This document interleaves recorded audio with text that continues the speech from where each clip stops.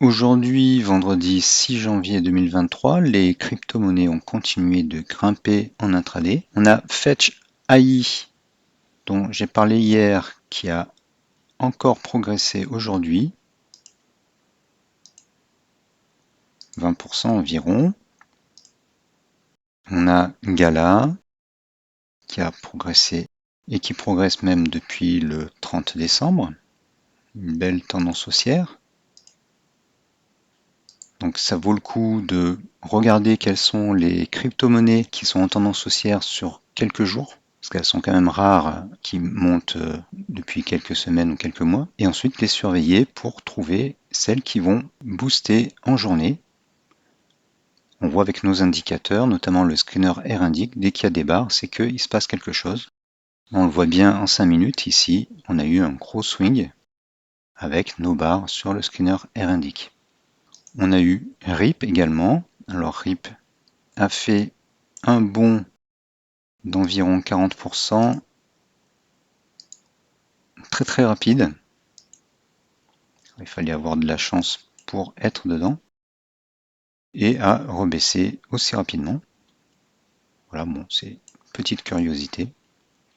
Mais surtout, la crypto-monnaie dont je voulais vous parler, c'était AGIX.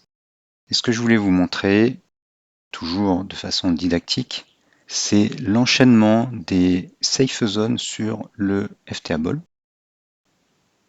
Alors déjà, en 5 minutes, on voit qu'on était en positif. On a eu une grosse safe zone. Là, on est sur ce swing-là. On n'est que sur ce swing-là. Donc on a une grosse safe zone ici, une correction, et un nouveau départ, plus haut que le premier départ. Et donc si vous devez retenir quelque chose dans cette vidéo, c'est que si le FTA Ball est positif et que un nouveau départ, enfin un nouveau passage de la sell zone à une safe zone se fait plus haut et en positif, le mouvement va être plus fort. Et c'est ce qui s'est passé. Là, ce mouvement-là était plus fort. C'est pas systématique, mais les probabilités sont importantes. Ensuite, deuxième leçon importante de cette vidéo. En 1 heure, on a donc une succession de safe zone, de sell zone, de safe zone. On a 4 vagues là. Les deux premières sont pas top, en fait. La deuxième est même inférieure à la première. Pourquoi? Parce que notre FTA Ball est négatif. Il se rapproche du zéro, mais il est quand même négatif. Après cette sell zone, il franchit le zéro, donc on voit déjà que les cours dépassent. La hausse est plus grande. On a ensuite une correction, donc une sell zone. Et sur ce nouveau départ, donc qui lui est positif, et bien là, ça explose. Voilà, donc ce pattern-là, en fait, si on simplifie, si on lisse un peu, ça fait une sorte de coupelle. C'est là où on fait les meilleurs coups. Il faut surveiller les rebonds successifs et le passage au-dessus de zéro, et ensuite la nouvelle safe zone. Notre scanner R indique nous montre quand il y a des barres et un départ de swing. Alors il peut être en retard. On va aller voir ce qui se passait sur ce swing-là. On avait en 5 minutes un passage en safe zone sur le deuxième FTA Ball, en positif sur le premier, une fin de sell zone pressentie sur le troisième FTA Ball, et un début de safe zone avec du fort momentum sur le troisième. Les cours font un break au-dessus de la 7,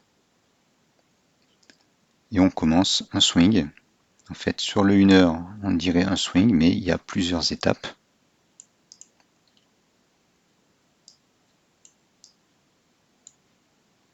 Voilà, ça se décompose en plusieurs fois. Et le FTA Ball est de plus en plus haut.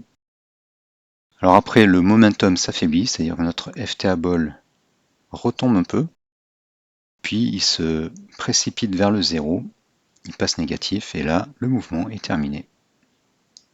Voilà, je voulais saisir l'occasion de ce beau mouvement d'Agix pour vous montrer les capacités de cet indicateur FTA Ball.